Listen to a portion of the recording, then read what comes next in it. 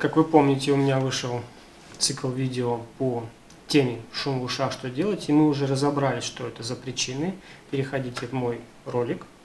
Думаю, вам на земле будет проще с гидом. В земных делах у меня есть опыт.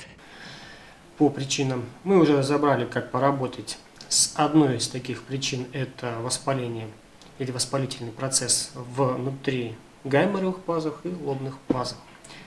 Сегодня мы разбираем такую причину, как лицевой нерв. И давайте начнем с самого простого. Лицевой нерв, как и ткани внутри черепа, подходящие к уху, нуждаются в питании, а это артерия. Веточка лицевого нерва, которая идет на внутреннее ухо, питается из мозжечковой артерии. И наша задача сделать так, чтобы мозжечковая артерия была максимально эффективна в своей работе. Нам потребуется точка. Первая точка находится на латеральном краю или ближе к плечевому суставу, на ключице и как бы за ней. Очень часто вы почувствуете, что там больно, если есть проблема в ухе. Удерживая эту точку и как бы натянув ткань от задней поверхности уха под затылком кпереди, вы почувствуете, у вас она, скорее всего, плохо тянется. Подтягивайте ее вперед, насколько это возможно, и удерживайте эту точку. В точке под пальцем должна появиться. Соответственно, вы проделываете это с двух сторон. Почувствуете, появилась пульсация, ждете, пульсация нарастает, потом она опять стихает. На это уходит где-то порядка 8 минут, от 8 до 15 минут. Можно подержать подольше, если у вас не возникает пульсации. Можете работать по ощущениям, которым я сказал, можете работать по времени. Далее необходимо проделать следующую процедуру. Нам необходимо как бы перезагрузить управляющую структуру. Мы знаем, что некоторые ветви лицевого нерва совмещаются с ветвями тройничного нерва в области черепа, внутри черепа, и есть веточки между собой, которые соединяются уже на поверхности лица. Что мы делаем? Нам не понадобится что-нибудь прохладное, но не очень холодное. Можете взять из холодильника яйцо, самое простое, да, из дверки с холодильника. Оно холодное. Что вы делаете? Вы прикладываете яйцо вот к этой поверхности зубочисткой, я возьму ручку, царапаете переднюю боковую поверхность языка, как бы сверху, да? Вот здесь. Одновременно царапаете и стучите вот таким образом. И далее процедура вам уже понятная из прошлого видео, когда мы работали с ушами. По-твоему, фиаско – это опыт? По-моему, сам опыт – это уже опыт. Вставляете пальцы в уши плотно, поворачиваете их против часовой стрелки, то есть если это правое ухо против часовой стрелки, это назад, а если это левое против часовой стрелки, это вперед. То есть вы углубляетесь плотненько, пытаетесь как бы повернуть ткани уха, чтобы пальцы не проскальзывали, и удерживаете. И вы должны ощутить, как пружинка, как будто там между ушами у вас пружинка такая. Она должна сжаться, повернуться и вытолкнуть ваши пальцы наружу. Как бы создается некий вдох внутри черепа. Процедуру вот эту можно проделать, в принципе, однократно, можете ее повторять. Проделать эти манипуляции вам необходимо на протяжении хотя бы 5 дней, чтобы понять, есть ли от этой процедуры результат или нет. Обычно после всех советов, которые я даю, у людей есть результаты, если этот совет относится конкретно к данной проблеме. Если у вас проблема лицевого нерва, а она бывает у всех, потому что большое количество людей ходило к стоматологу. И это чаще всего из-за проблем стоматологического характера, когда делают анестезию обширную. Странно, конечно, прозвучало, но вы меня поняли. Но бывает и нет. Бывает это связано с тем, что человек застудил одну сторону, постоянно здесь у людей, допустим, машину дует, либо где-то простудился, это может быть. Поэтому ваша задача проделать. Повторим еще раз.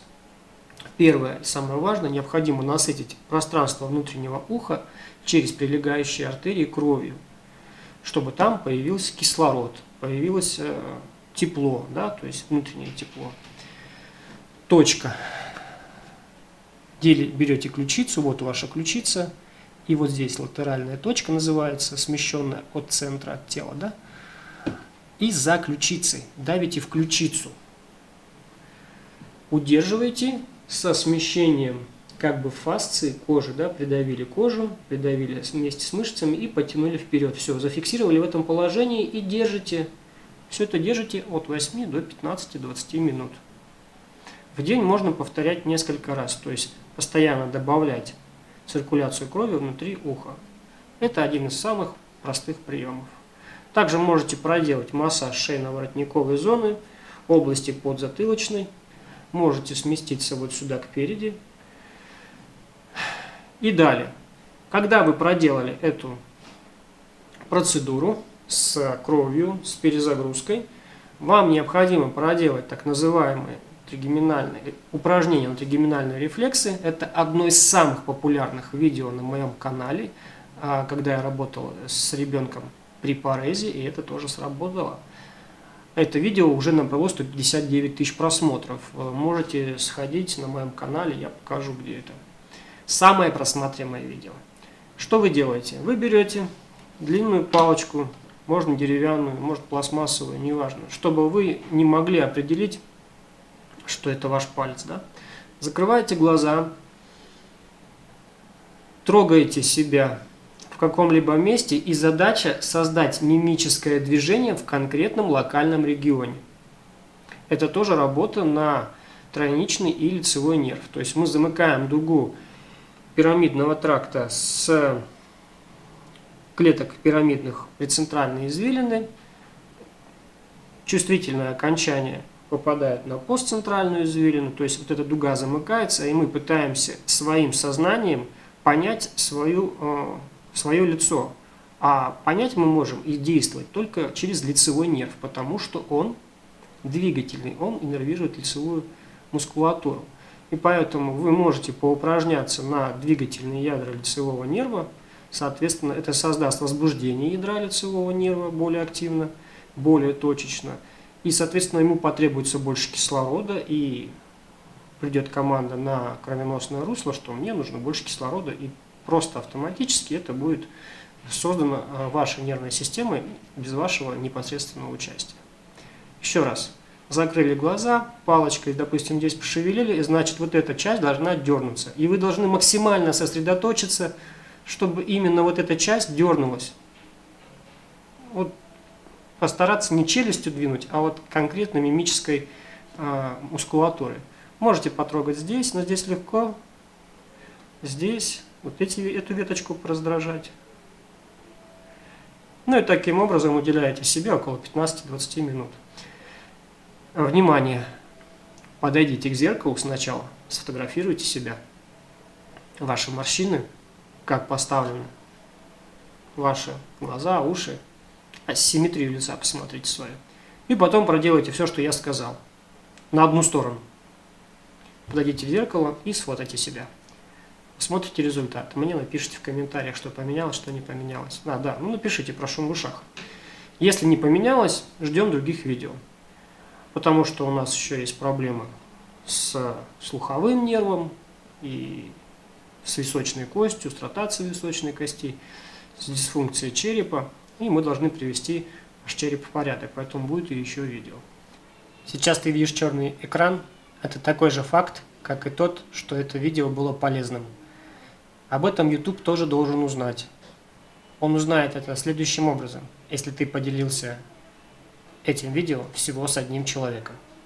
Все, жду вас на своем канале. Счастливо!